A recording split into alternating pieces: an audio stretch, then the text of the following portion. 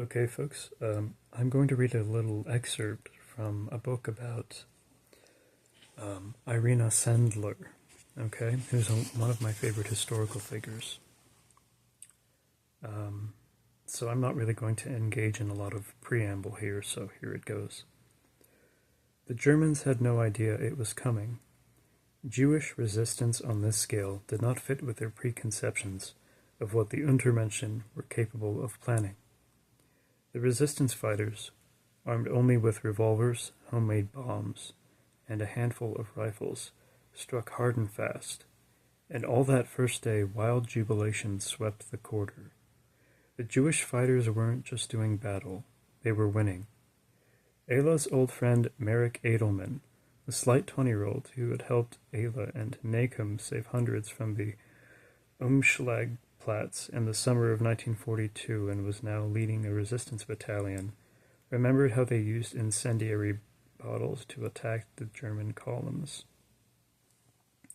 And then it goes on and says, by 5 p.m. the Germans, surprised and shocked by Jewish resistance, withdrew from the ghetto. His diary entry that day boasted. Then, once again, the streets were silent. That's an excerpt from the book Irina's Children by Tilar J. Mazzeo. So, I have not been reading this properly from start to finish. In fact, nowadays I'm not reading too many books in that way because I sort of feel that time is of the essence regarding certain kinds of content I want to put out there, you know. The intensity of certain goals and missions I have do not permit me to just live a leisurely, slow-paced existence. Hence, you see what may be kind of a freakishly prolific rate of output right now on this YouTube channel. So you got to ask yourself, what would have made that kind of event impossible? Well, obviously, among other things, people with static, self-defeating conceptions of themselves would not have been able to pull that off. So I believe there might be like a field of, could be study or inquiry or speculation called posthumanism, okay? I have not really read any papers within this field in any subdiscipline that's relevant to it, but one of the basic ideas of this as it applies to human existence, human beings, is that what you are is not a static self or personality, but an ever-changing process or an intersection of influences.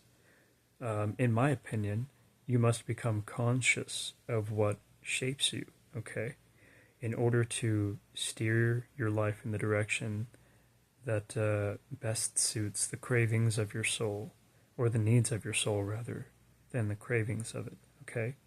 So, in practice, what it looks like to keep something like this in mind is not merely about engineering some kind of high-octane lifestyle in which you're energized and productive and achieving a bunch of feats that involve quantified resource pools.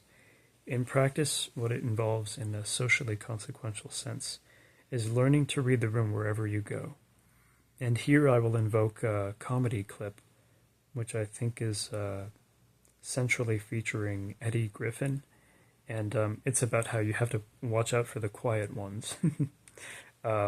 If you haven't seen it, I'd recommend you look it up, but basically he concludes that clip by sharing a remark from, I think, a male elder in his family who says, some people deserve a whole lot of leave alone, and I think not only is that a good thing to keep in mind in general, but you cannot discern from a long history of civility and agreeableness and gentleness whether or not someone is capable of, you know, flipping a switch and turning into something kind of deadly, you know? So, if you're familiar with the first John Wick movie, you will recognize that that character mostly lives in silence, obscurity, and he occupies a very clean, respectable, civil, quiet lifestyle before certain events precipitate his returning into kind of this ruthlessly cold assassin version of himself. So it's kind of important to keep this in mind if you're out there and you're thinking, I'm just a loser, I'm a failure, I'm a nothing, I'm a nobody, and I'll never amount to anything, you know.